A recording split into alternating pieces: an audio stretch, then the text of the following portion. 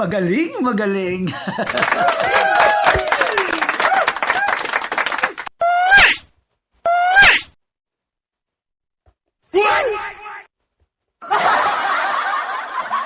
Hello, isang mapagpalang araw po mga minamahal kong kababayan Luzon, Visayas at Mindanao.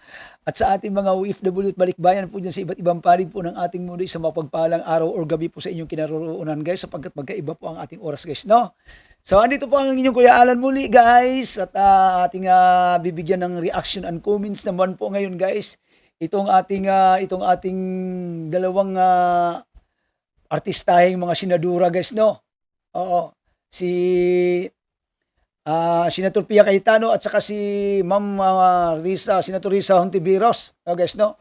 Yung kanilang aktingan sa Senado, guys, ay napaka talaga naman. Itong dalawang ito, kung hindi, guys, mananalo to sa susunod na election sa pagka-senador, guys, abay, pwede na nga kunin ng ng mga director or mga producer, guys, no, para gawing talent na lang nila. Ay, magagaling magdrama pala ito, lalo ito si Ma'am Pia Cayetano, guys, no? Diba?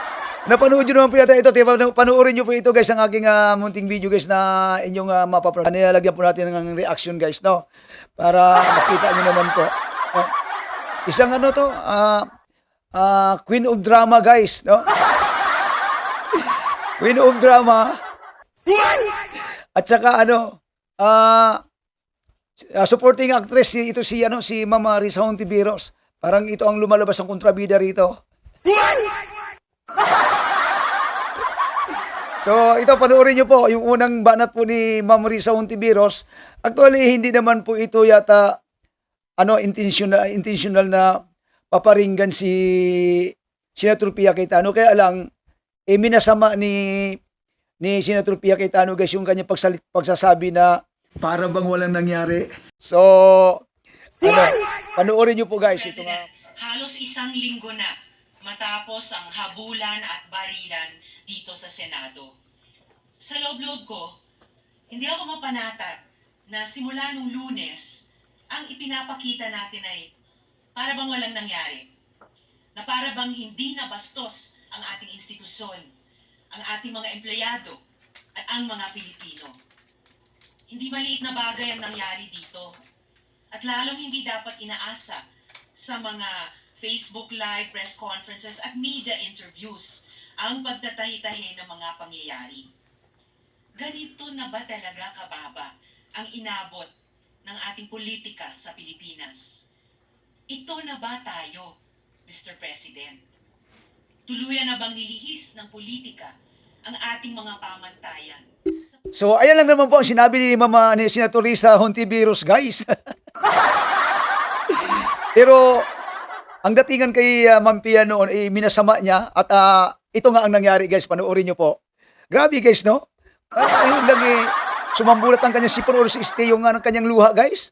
At talaga ng mga pang-famous award po yung kanyang mga banat.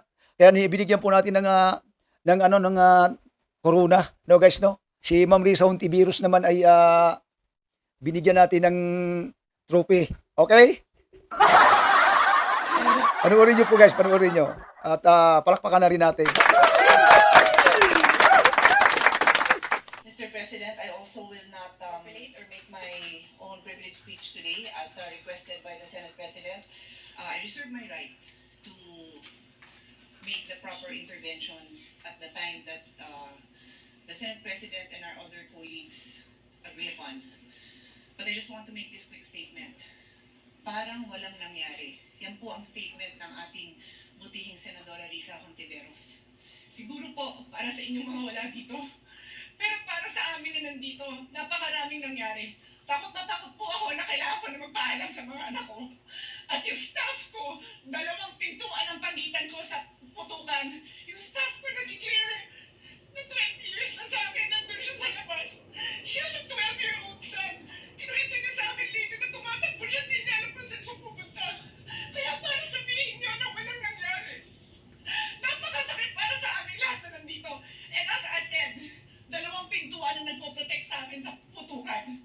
Pero yung media, yung Senate staff, yung hindi naman makauwi dahil sila ang security, sila ang elevator women and boys natin, nandoon po sila. So dear colleagues, napakarami nang nangyari. And one more thing, wala ho akong sinisisi. Pero nung pagkatapos ng lahat, pagtingin ko ng group natin, yung dating majority group, walang di isa sa inyong nakamusta sa amin.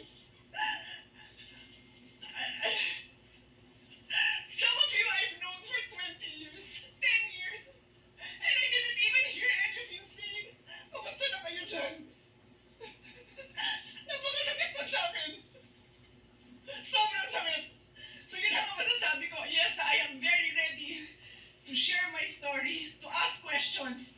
Pero kung wala ho kayo dito, huwag niyong questionin yung mga nangyari sa mga nandito. Dahil nandito kami, kasama ng staff namin, Senate staff. You have your own story, I respect that. But please respect my own story. Thank you. I empathize with the experiences and the feelings expressed by the gentlewoman from Taguig and Materos. May I just repeat what I clearly stated at the context of na parang walang nangyari. I'm talking about ngayon, after those terrible events that caused fear and a lot of other negative emotions and experiences sa ating mga colleagues, sa ating mga Senate staff, sa security unit dito at sa Senate media. Yun po yung punto ko. And it is akin to one of the points raised by Senator Erwin earlier, before my privileged speech. But let me just assure you to that's correct not the Mr. case. President. In fact, I have to deal with the security of the Senate every day. I'm just not telling you everything that we have to deal with now to make sure that there's no bombs in the in the area, just like every day except this time. And also making sure that there's no miscommunication between the executive, legislative, judiciary, and the international community. That's precisely why we are waiting for the complete investigation, because there are matters that when are discussed in public will cause more alarm and confusion rather than clarity. But that doesn't mean na parang walang nangyari lang. I think that's the point where there will be strong answers, Senator Risa. But of course, you have your point of view, and we respect that. Thank you, Mr. President. And lastly, just for the record, as I said earlier, I deeply respect the emotions of our distinguished colleague. It's evident that the violence that breached our halls has profoundly affected all of us. And I don't doubt, Mr. President, the leadership's personal distress over what transpired. However, when I stated that it feels now as though walang nangyari, I was not speaking about our personal feelings. I was speaking about our institutional posture. At ayan, napanood nyo naman po guys, di ba? Palakpakan natin.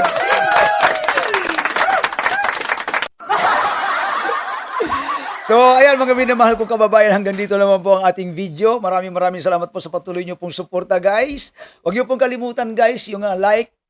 Sa mga bago pa lang po sa ating bahay ay paki-subscribe naman po ang inyong Kuya Alan. At mag-comments na rin po kayo dyan, no? Yung mga gusto magpa-shoutout po, comments nyo lang po dyan sa baba at binabasa ko naman po yan. Okay? Hanggang sa muli po, maraming salamat and God bless. Ingat po palagi. Bye-bye.